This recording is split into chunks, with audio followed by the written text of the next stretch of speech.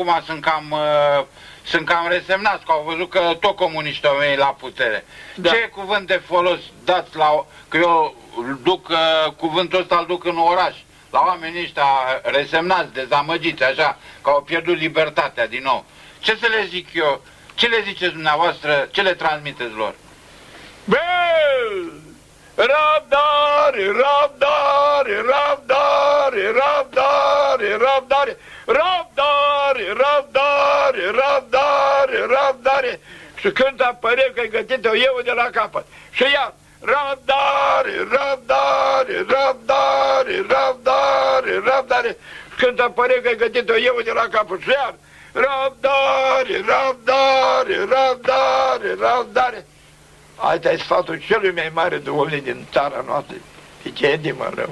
Mi-a fost un... Vicentie? Care a fost sfânt, Mălău. De la Secu?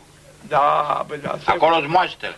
Da, moaște, dar eu făram mâinile lui Serafim Onșe, un deacon, că mirosă ca crim.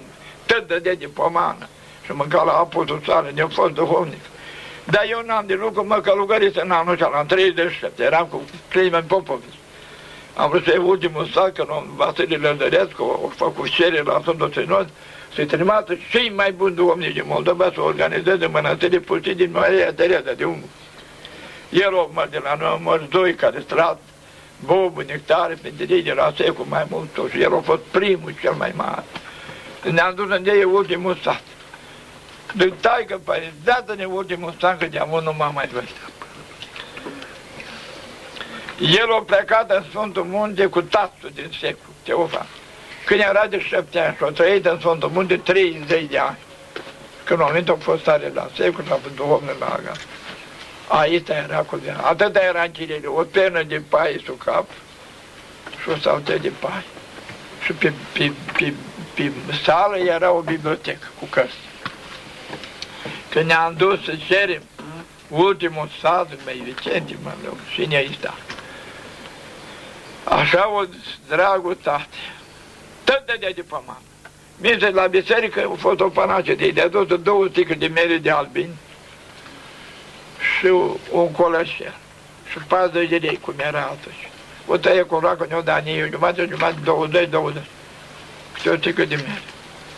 Și pe urmă, când i-am cerut sfatul, era o mânuța lui, Acalvânt, îi pitafi. Ia ca ultimul sfat de la Pova Vicentie. Răbdare, răbdare, răbdare, răbdare, răbdare, răbdare, răbdare.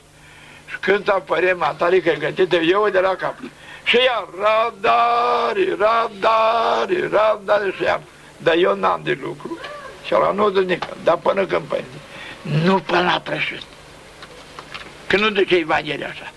Și ne va răbda până în sfârșit. Așa lasă mântuiesc, nu până la prășit.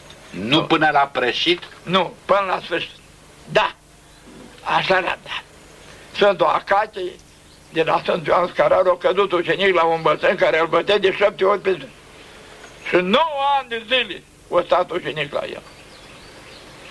Când la așa la bătrân nu stătea ucenic cu unul nici o săptămână, pe tot îi bătea. Era plin fire foarte iubit.